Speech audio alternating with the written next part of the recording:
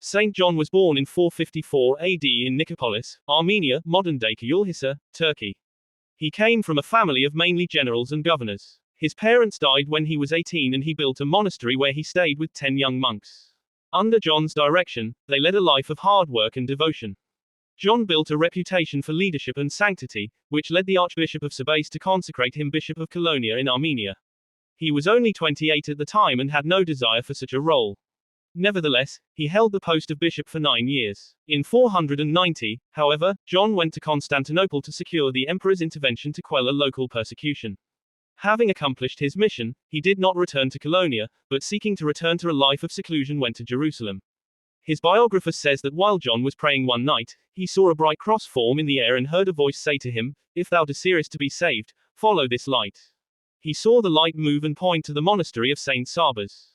At 38 years old he joined the monastery, which held 150 monks. Around 494, Saint Sabas let John have a separate hermitage for uninterrupted contemplation.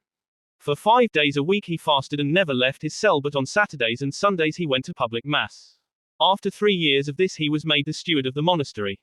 John had never told anyone he had been bishop, so after 4 years Saint Sabas thought John was worthy to become a priest and presented him to the Patriarch Elias of Jerusalem.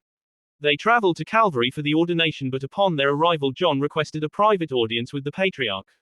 John said, "Holy Father, I have something to impart to you in private, after which, if you judge me worthy, I will receive holy orders." They spoke in private after a promise of, "Father, I have been ordained bishop, but on account of the multitude of my sins have fled, and am come into this desert to wait the visit of the Lord." The Patriarch was startled but told Saint Sabas, "I desire to be excused from ordaining this man, on account of some particulars he has revealed to me."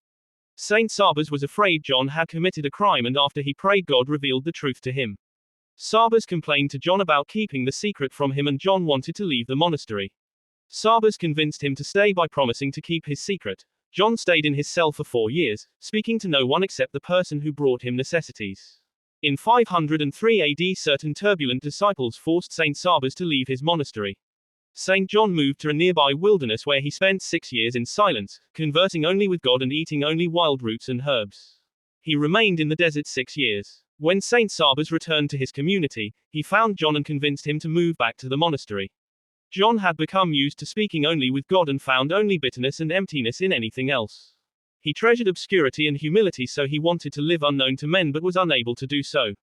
He returned with Saint Sabas and lived in his cell for 40 years. During this time he did not turn people away who desired his instruction. One of these people was Cyril of Scythopolis, who wrote about John's life. Cyril had asked him what to do with his life, and John recommended he join the law of Saint Euthymius, but Cyril did not listen. Instead, he went to a small monastery on the bank of the river Jordan. He fell ill there and deeply regretted not listening to John. While there, John appeared to him in a dream and after scolding him for not obeying said that if he returned to Saint Euthymius's monastery, he would get well and find his salvation.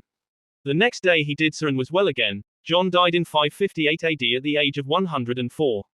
He lived in solitude for 76 years, interrupted only for the 9 years he was bishop.